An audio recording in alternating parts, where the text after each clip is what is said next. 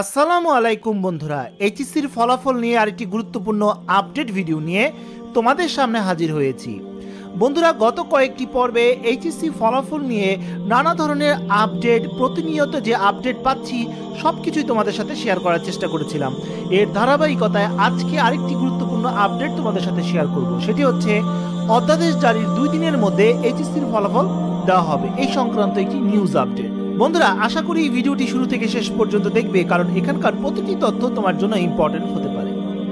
বন্ধুরা, তোমরা যদি আমার চ্যানেলে নতুন হয়ে থাকো, অনুরোধ রইল সাবস্ক্রাইব করার। অলরেডি সাবস্ক্রাইব করে থাকলে থ্যাংক ইউ সো মাচ। চলো শুরু করা যাক। বন্ধুরা, এটা হচ্ছে jaconews24.com, একটি নিউজ পোর্টাল। এখানে একটি নিউজ প্রকাশিত হয়েছে আজকে 10 জানুয়ারি সন্ধ্যা 5টা 3 মিনিটে। এখানে নিউজটিতে বলা হয় অধ্যাদেশ জারির 2 দিনের মধ্যে এইচএসসির ফলাফল। চলো নিউজটি একবার দেখে নিই। অটোপাসের অধ্যাদেশ জারির 2 দিনের মধ্যে এইচএসসি ও সমমান পরীক্ষার ফল প্রকাশ করা হবে।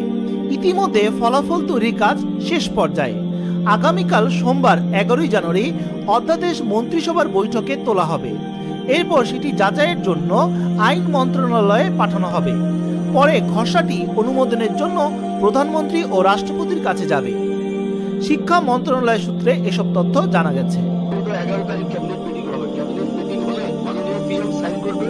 সাইন করার পর এটা রাষ্ট্রপতির কাছে যাবে। রাষ্ট্রপতি এটা অনুমোদন দিলেই অর্ডিন্যান্স জারি হবে। আমরা মোটামুটি রেডি আছে, আমাদের রাজ্য প্রক্রিয়া প্রায় শেষের দিকে, রাজ্যের কাজ চলছে, আর অর্ডিন্যান্স জারি হলে আমরা ফলাফল দিতে পারি। জানা যায় রাষ্ট্রপতির কাছ থেকে আনুষ্ঠানিকভাবে অনুমোদনের পর অধ্যাদেশটি জারি করা হবে।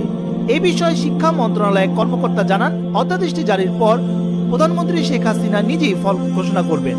শিক্ষা মন্ত্রণালয় আগামী সপ্তাহের মধ্যেই তার সম্মতি পাওয়ার চেষ্টা করছে।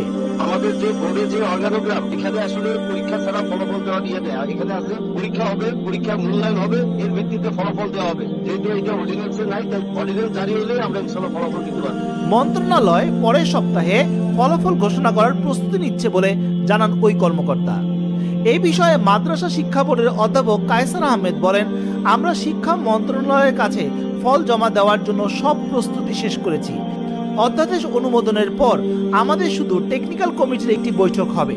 শিক্ষা মন্ত্রণালয় অনুমোদন দিলে 2 দিনের মধ্যে ফলাফল প্রকাশ করা সম্ভব হবে।